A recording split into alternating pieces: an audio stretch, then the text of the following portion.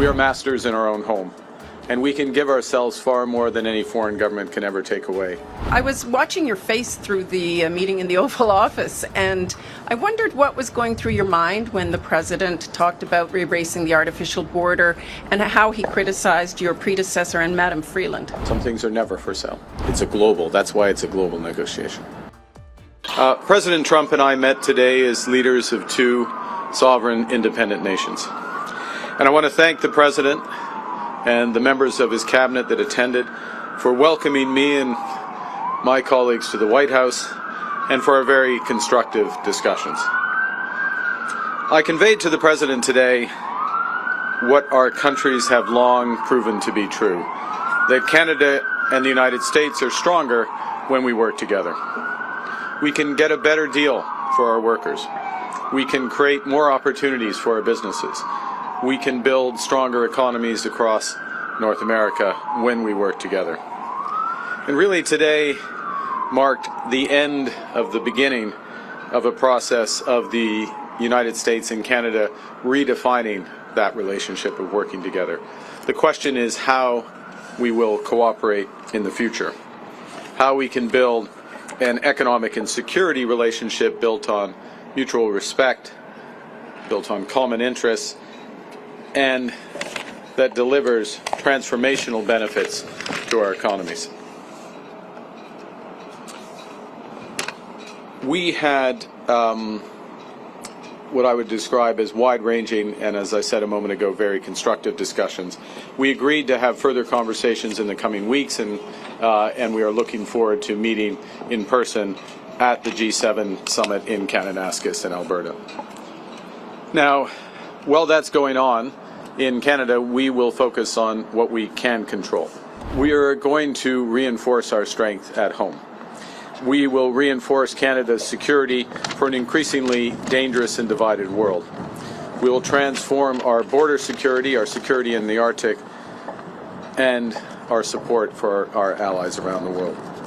We'll build an economy that creates jobs, grows incomes, and withstands shocks, when in fact the strongest economy in the G7, an economy that works for everyone. We are masters in our own home, and we can give ourselves far more than any foreign government can ever take away.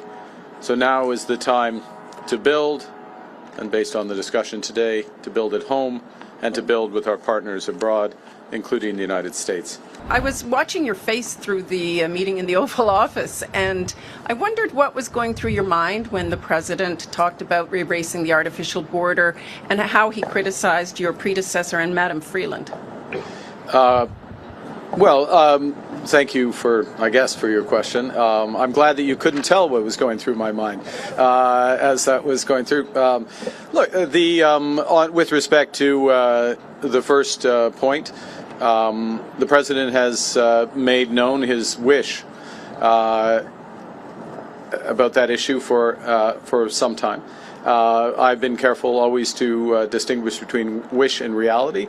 I was clear there in the Oval Office, as I've been clear throughout on behalf of Canadians, that this is never going to happen. Canada is not for sale. It never will be for sale. Some things, as I said in the room, some things are never for sale. And he agreed with that. I distinguish between the two, and then with respect to the importance of reestablishing a constructive relationship for negotiations of a partnership, of an economic and security partnership, which is what we were here for. I look forward, not back, and I think we established a good basis today. What gives you specifically any indication that the President is willing to renegotiate a new trade deal with you and drop tariffs? Apart from the fact that he said that he would, is willing to have that negotiation, I think that's the main thing. That doesn't presuppose the outcome of the negotiation.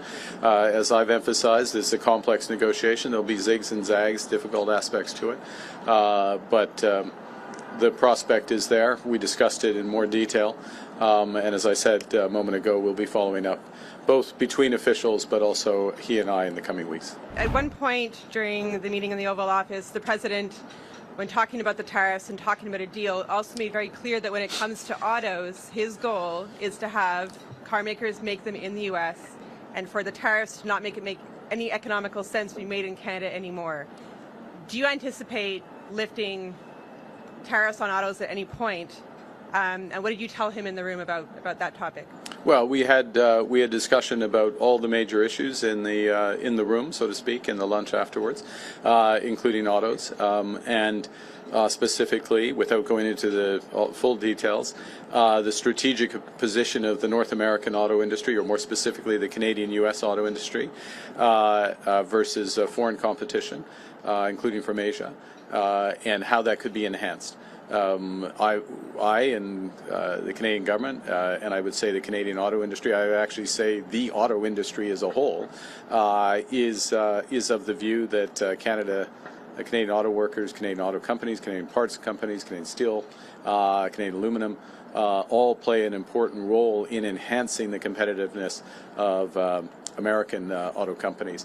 So we will continue to press that case and look for an arrangement that takes full advantage of it for the benefit of the United States, but of course, from our perspective, very much for the benefit of Canada. And what did he ask you about China in your closed-door meetings, and what did you tell him? That's why they're closed door. Well, yeah. We had a wide-ranging discussion. In English, to summarize, look, in a negotiation, you don't get like little elements of it. You get an end to a negotiation. We're having a very complex negotiation about a wide range of issues, and it's as I said before I came here, I wouldn't have expected white smoke coming out of this meeting. That was not my expectation. That because of the nature of the negotiation, so you don't expect to have specific progress as things move along, even when you're making progress, because it's a global. That's why it's a global negotiation. The Canada is stronger when we work together. As an Albertan, I firmly believe that. You can always ask a question, but I know what I would respond clearly. Do you feel better or worse about Canada-U.S. relations after meeting with the president today? It was a very constructive meeting. I feel better about the relations in the sense of, in many respects, one, the posture, if I can put it that way, or the positioning the president took towards us. Secondly, the breadth of discussion and how concrete the discussions were. These are the discussions you have when you're looking to find solutions, as opposed to laying down terms, if you will.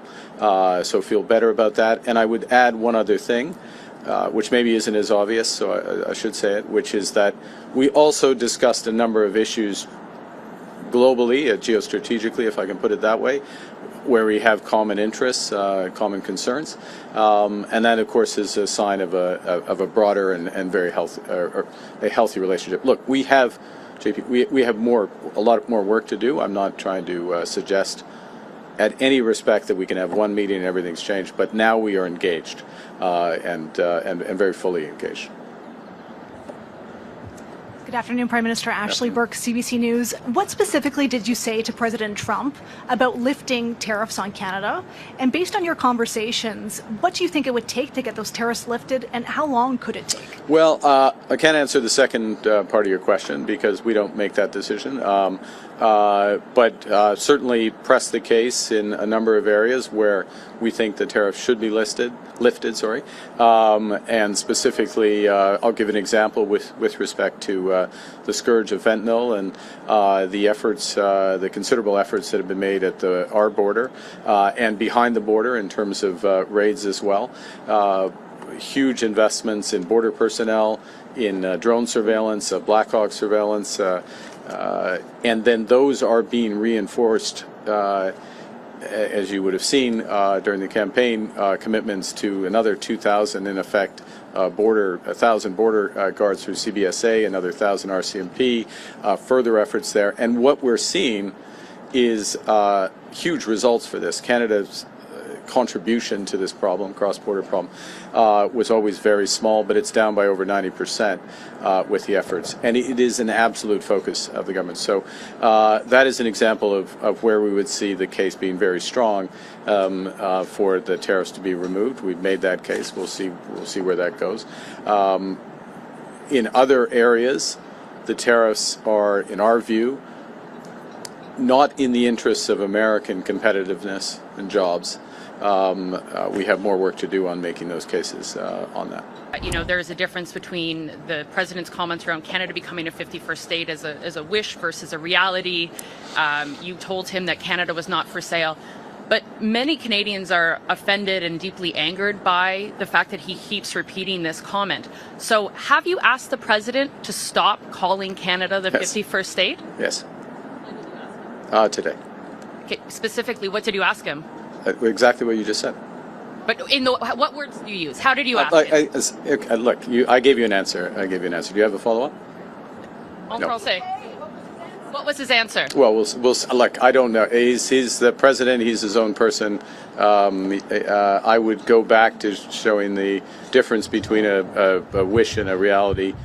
We're very clear. I've been very clear publicly, consistently. I've been very clear in private. It was clear again in the Oval Office.